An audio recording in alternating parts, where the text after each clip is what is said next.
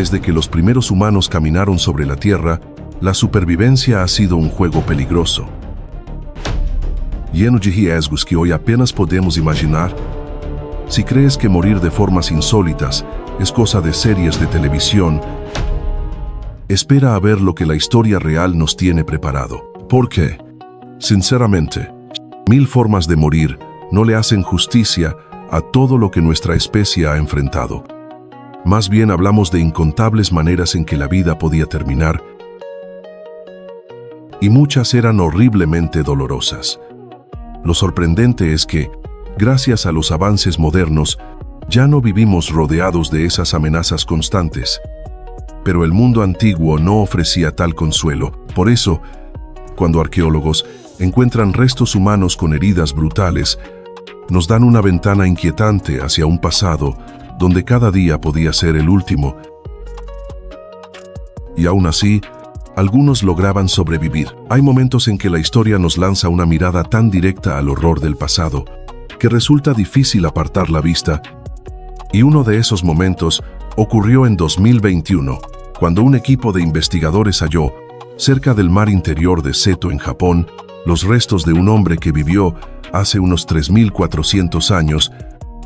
Lo que encontraron no fue simplemente un esqueleto, sino evidencia física del que podría ser el primer ataque de tiburón, documentado con claridad en la historia humana, una distinción macabra que recayó sobre un individuo conocido como Tsukumo 24, miembro de una comunidad cazadora-recolectora de la cultura Jomon, en una época en la que el trabajo con metales aún no existía en la región. El esqueleto del hombre presentaba una escena espeluznante: cortes profundos por todo el cuerpo, brazos, tórax, abdomen y manos, tan severos que incluso marcaron el hueso. Inicialmente, los científicos pensaron que podrían haber sido causados por armas metálicas, dada la precisión de las heridas, pero pronto quedó descartada esa posibilidad, no solo porque el uso de metal no era parte de la cultura Jomon, sino porque el cuerpo presentaba un total de 790 lesiones individuales.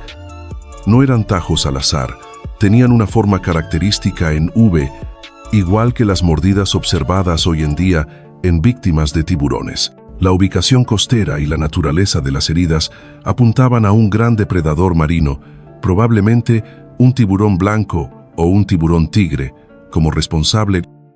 El ataque fue brutal. Todas las costillas del hombre fueron fracturadas o separadas, sus órganos internos quedaron expuestos y varias partes de su cuerpo fueron arrancadas, incluyendo ambos pies y la mano izquierda. La ausencia de estas extremidades, junto con el patrón defensivo de algunas heridas, indicó que la víctima estaba viva durante el ataque e intentó defenderse, lo que descartó la idea de que fuera un acto de carroñeo. Sin embargo, lo más enigmático fue dónde apareció su cuerpo, no flotando en el mar ni arrastrado a una playa, sino enterrado cuidadosamente en un cementerio formal. Su estado de conservación sugería que no había pasado mucho tiempo en el agua, lo cual llevó a una hipótesis inquietante. Probablemente iba acompañado cuando ocurrió el ataque. Se cree que un grupo estaba pescando y que él entró al agua tal vez para recolectar un pez capturado sin darse cuenta de que la sangre en el mar había atraído a un tiburón.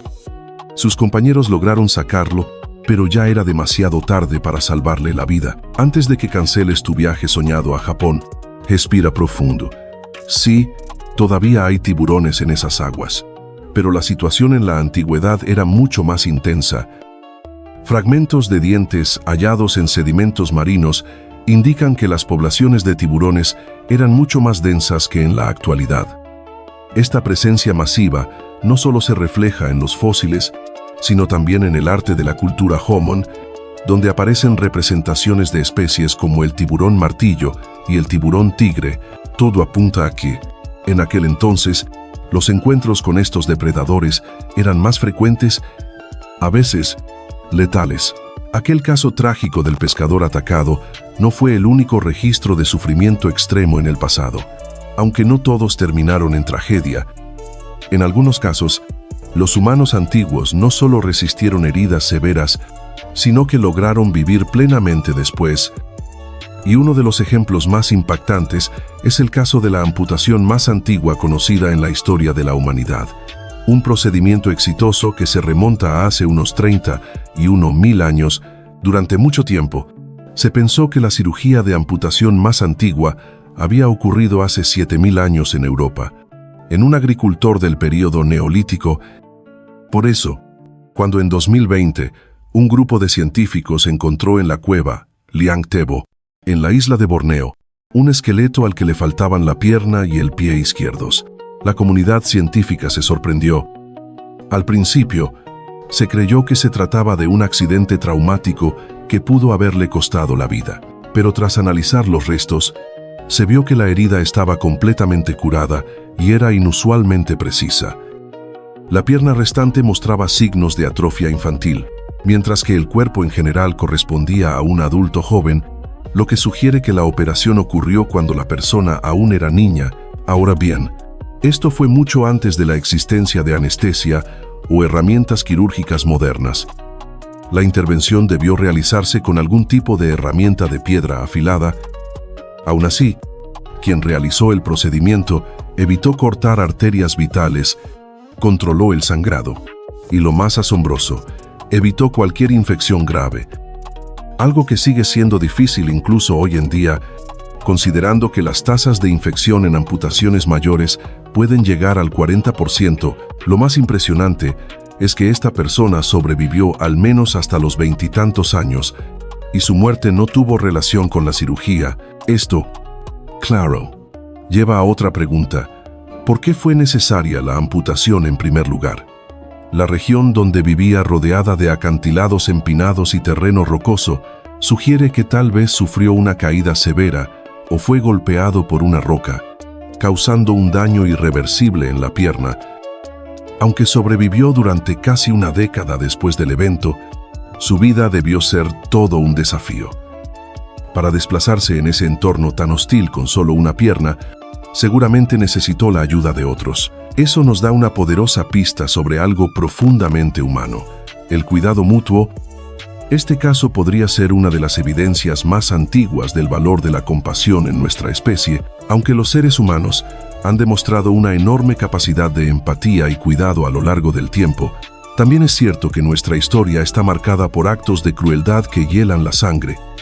Uno de los periodos más inquietantes en este sentido ocurrió durante lo que algunos especialistas llaman el cuello de botella neolítico, una etapa en la que se documentan episodios de violencia organizada con una brutalidad desconcertante, y dentro de ese contexto sombrío, uno de los hallazgos más perturbadores tuvo lugar en Saint-Paul-Trois-Châteaux, Al-Sur-de-Francia.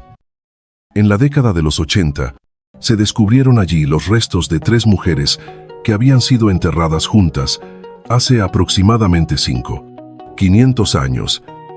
Por décadas, poco se supo sobre lo que realmente ocurrió, pero análisis recientes revelaron que no fue una simple sepultura grupal, sino un ritual con tintes sacrificiales que reflejaba una violencia cuidadosamente orquestada.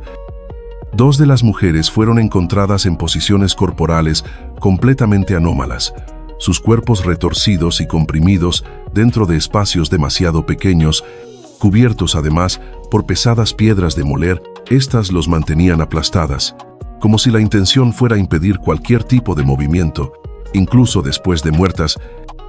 Pero las señales en sus extremidades iban más allá.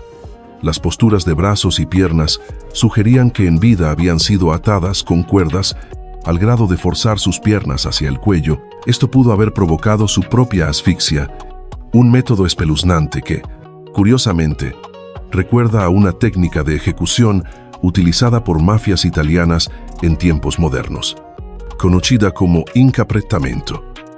Sin embargo, a diferencia de los ajustes de cuentas mafiosos, aquí todo apunta a una ofrenda vinculada con la agricultura. Las mujeres fueron enterradas en lo que parece una cámara ritual que imitaba la forma de un silo de grano, probablemente asociada a prácticas simbólicas relacionadas con la fertilidad o la cosecha.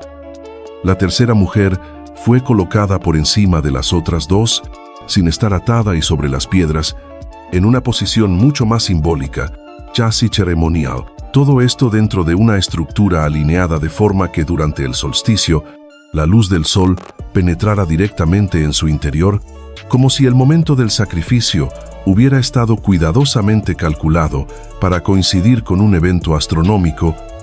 Aunque desconocemos la lógica exacta detrás de este acto, es evidente que no fue un impulso salvaje, sino una acción meticulosamente planificada. Quienquiera que haya estado detrás de este ritual no solo tenía una visión compleja del simbolismo, sino también una capacidad inquietante para combinar espiritualidad con violencia extrema. Mucho antes de que las estrellas de Hollywood caminaran por Los Ángeles, ya existía un escenario silencioso y letal bajo sus pies. Las fosas de asfalto de La Brea, este sitio, hoy en pleno corazón urbano, ha atrapado sin piedad durante más de 50.000 años a miles de criaturas, funcionando como una trampa natural donde animales grandes y pequeños quedaban inmovilizados por el alquitrán pegajoso, atrayendo a sus depredadores, que también acababan atrapados. De ahí han emergido fósiles espectaculares, lobos terribles, perezosos gigantes, dientes de sable, leones americanos, mamuts, mastodontes, y entre todos ellos, una sorpresa insólita, una humana. Sí, solo se ha encontrado un individuo de nuestra especie en todo el sitio, conocida como la mujer de La Brea. Sus restos, que incluyen cráneo, mandíbula y huesos postcraneales, pertenecían a una joven de entre 18 y 30 años que vivió hace unos 10.000 años. Medía aproximadamente 1,5 metros, y su dieta, rica en granos molidos con piedra, le causó un desgaste dental significativo, probablemente doloroso en vida. Sin embargo, su historia no termina con un simple accidente doméstico, ni una caída desafortunada en el asfalto. La presencia de un ser humano en una fosa tan evidentemente peligrosa llamó la atención de los investigadores. Los grupos paleoindígenas del área conocían bien esos pozos mortales, por lo que se volvió razonable pensar que su caída no fue accidental.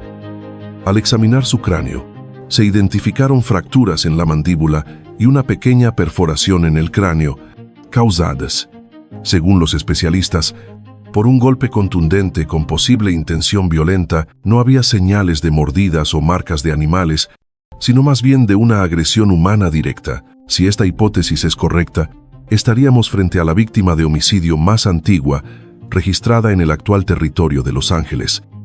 Se ha propuesto, aunque aún sin confirmación definitiva, que ella pudo pertenecer a los ancestros del pueblo Chumash. Pero las motivaciones del ataque siguen siendo un enigma. ¿Fue un conflicto interno? ¿Una venganza personal? ¿O un acto hostil de otro grupo que competía por recursos? Hasta hoy, no lo sabemos. Lo único claro es que su muerte fue deliberada y su cuerpo quedó atrapado en una de las trampas naturales más emblemáticas del continente, aunque todo indica que las heridas de la mujer de La Brea habrían sido letales, sobre todo considerando el nivel médico de hace 10.0 años. Aún no se ha podido determinar con certeza si falleció antes de ser arrojada al alquitrán o si fue lanzada estando aún con vida y murió asfixiada mientras se hundía lentamente en esa trampa viscosa. Sea cual sea el orden de los hechos, ninguna de las dos posibilidades suena menos angustiante. Why, sinceramente. Si tuviéramos que elegir entre recibir un golpe letal o ser tragados por alquitrán hirviente, no hay mucha opción que consuele, pero al menos ella no fue la única. Otro caso aún más irónico y escalofriante ocurrió mucho tiempo después, y en un lugar radicalmente distinto: el desierto de Atacama, en Chile. Reconocido por ser uno de los lugares más áridos del planeta, esta vasta región ha permanecido seca durante milenios. Aún así, allí se encontró el cuerpo del primer humano moderno del que se tiene evidencia directa de haber muerto por ahogamiento. Sí, leíste bien, ahogado. En el desierto, este individuo vivió hace unos 500 años y tenía entre 35 y 45 años al momento de morir. Su cadáver apareció dentro de una estructura circular de piedra, sobre un lecho de conchas marinas, Dado que su comunidad vivía en la costa, tenía sentido que estuviera rodeado de elementos marinos, pero no presentaba lesiones visibles ni señales claras de enfermedad, lo que dejó perplejos a los investigadores hasta que surgió la hipótesis del ahogamiento. Ahora bien, ¿cómo se confirma una muerte por ahogamiento en restos óseos con más de 5 milenios de antigüedad? Resulta que la clave está en buscar diatomeas, microorganismos del fitoplancton marino que pertenecen a un grupo amplio de algas microscópicas. Y sí, los análisis revelaron la presencia de diatomeas en sus huesos. ¿Y eso qué significa? Que esta persona inhaló agua con tanta fuerza que sus pulmones colapsaron, permitiendo que el agua salada cargada con estas algas ingresara a su sistema circulatorio, viajando por la sangre hasta el interior de la médula ósea. Solo así pueden encontrarse diatomeas dentro del esqueleto humano, lo que confirma una muerte por ahogamiento brutalmente invasiva y dolorosa. Una muerte así ya es bastante dura por sí sola, pero cuando se suma a una vida llena de desgaste físico, la historia se vuelve aún más cruda. El hombre hallado en la costa del desierto de Atacama mostraba claros signos de deterioro previo. Sufría de una artritis tan severa que había comenzado a deformar sus huesos. Sus piernas estaban visiblemente afectadas, lo cual sugiere que pasaba mucho tiempo en cuclillas, quizás recolectando conchas marinas. Sus brazos y hombros también estaban dañados, evidenciando años de nado, remado y uso del arpón, actividades propias de alguien profundamente vinculado al mar. Como si eso no fuera suficiente, los análisis también revelaron una anemia severa causada por deficiencia de hierro. ¿La posible causa? Una infestación masiva de tenias parásitos que pueden transmitirse al consumir pescado crudo o mal cocido, algo no raro en comunidades que vivían directamente de los recursos marinos.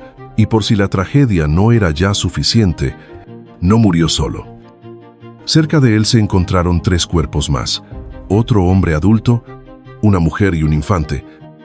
Las pruebas de radiocarbono determinaron que los 4 fallecieron aproximadamente al mismo tiempo.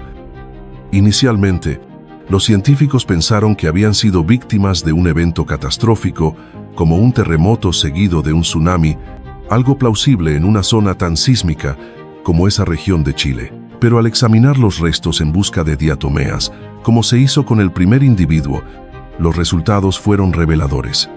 Ninguno de los otros 3 cuerpos contenía rastros de estas microalgas. Eso indicaba que ellos no se habían ahogado. Lo que en un principio parecía una muerte colectiva por desastre natural, comenzó a perder peso. La teoría más aceptada ahora es que el hombre pudo haber muerto accidentalmente al sumergirse para recolectar alimentos en el mar, quizás atrapado por una corriente o simplemente exhausto, mientras que los demás fallecieron en circunstancias diferentes, pero cercanas en el tiempo. No se sabe si fue coincidencia, contagio u otro evento desconocido, pero lo que es seguro es que el final de estas personas quedó grabado en la arena de una costa que, pese a su sequedad extrema, escondía una historia profundamente humana y compartida. El desierto de Atacama, tanto en el pasado como hoy, es un lugar extremo. Días ardientes, noches heladas y un aire tan seco que ni la vida se atreve a quedarse mucho tiempo. Pero siendo sinceros, no importaba realmente dónde estuvieras en la tierra hace miles de años, la vida era dura en todos lados. Why? A veces, lo hacíamos aún más difícil entre nosotros mismos. Si no, basta con observar los restos de individuos hallados en Francia, donde se encontraron al menos 38 cráneos con orificios perfectamente circulares. ¿Una masacre? ¿Una guerra tribal? Nada de eso. Se trataba de un procedimiento quirúrgico arcaico conocido como trepanación, perforar el cráneo, probablemente con intenciones médicas o espirituales. Una de las primeras cirugías ampliamente practicadas por Homo sapiens, aunque eso no la hace menos espeluznante. El sitio francés en particular data del año 6500. Sí, y es uno de los registros más antiguos conocidos de esta práctica, pero no fue un caso aislado. The Hay Show. distintos yacimientos neolíticos muestran que la trepanación se volvió sorprendentemente común. Algunos estudios estiman que hasta un 10% de las personas de esa época fueron sometidas a este procedimiento. En ese sitio específico, se acerca al 33%. Con semejante frecuencia, cualquiera pensaría que era una técnica más o menos segura, pero la realidad fue mucho más sangrienta. Menos del 40% de los cráneos mostraban señales de cicatrización, lo que implica que más del 60% no sobrevivió. Las causas más probables: infecciones severas, hemorragias incontrolables o daño cerebral directo, cuando el cirujano perforaba más de la cuenta, y sobrevivir la operación no garantizaba nada. La recuperación era larga y dolorosa, con meses de malestar y heridas abiertas. Todo esto sin anestesia, sin antibióticos y probablemente con una herramienta hecha de piedra afilada o incluso conchas marinas. La práctica se aplicaba en personas de todas las edades, sin excepción. ¿Y para qué arriesgar tanto? La lista de razones es larga, tal vez para aliviar convulsiones, tratar heridas en la cabeza frecuentes gracias a conflictos violentos, apaciguar espíritus, o simplemente quitar un dolor de cabeza persistente. Lo que sea que pensaran, lo resolvían a martillazos o con cinceles de sílex. Lo más curioso de todo es que esta práctica, aunque suena medieval o peor, no desapareció del todo. En casos muy específicos, y con mucha más precisión, sigue existiendo en la medicina moderna. Eso sí, hoy contamos con anestesia, antisepsia y algo llamado criterio clínico. Pero si alguna vez despiertas en el pasado con migraña, mejor finge que todo está bien. Y ya que hablamos del sufrimiento, hay algo que parece haber quedado atrás con el paso del tiempo.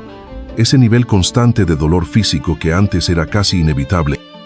Hoy, claro que el dolor existe, pero la vida en épocas antiguas era mucho más dura, simplemente por la falta de tecnología. Si no lo crees, pregúntale si pudieras a la llamada chica del pantano de Uchtermoor, a quien algunos apodan con cariño Mora. Mora fue descubierta en el año 2000, enterrada dentro de un pantano de Turba en lo que hoy es Alemania. En un principio, se pensó que se trataba de una joven desaparecida tras una noche de fiesta en un club, pero las pruebas de laboratorio revelaron algo muy distinto.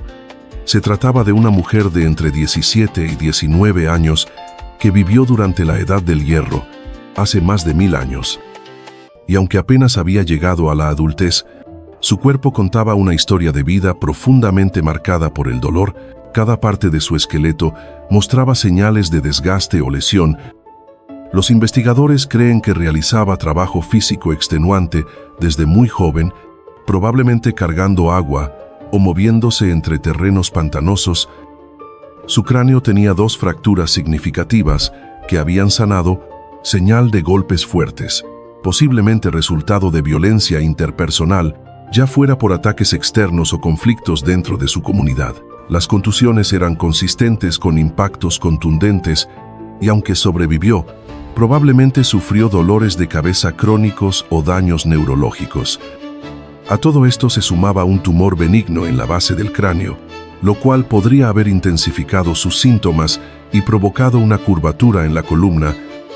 Esto generaba dolor de espalda constante y una inflamación crónica en las piernas, tan severa que modificó la forma de sus huesos, y como si su propio cuerpo no fuera suficiente castigo, también enfrentaba el ambiente hostil, malnutrición crónica en la infancia y enfermedades recurrentes durante inviernos duros, todo registrado en sus huesos.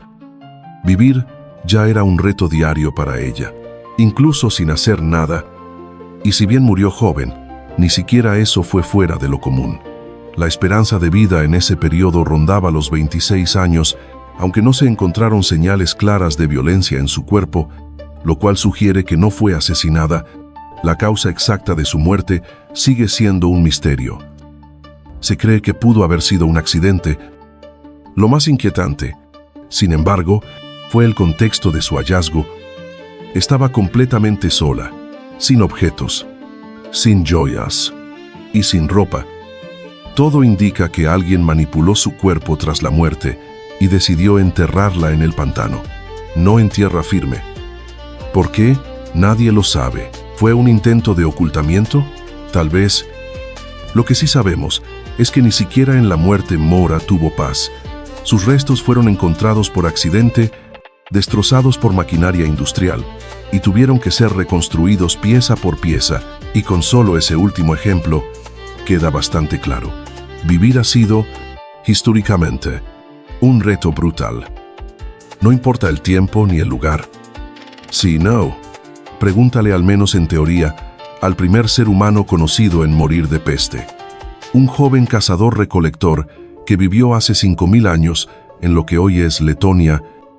Tenía unos 20 años cuando falleció, probablemente tras la mordida de un roedor que llevaba a un pasajero no deseado, la bacteria Yersinia pestis.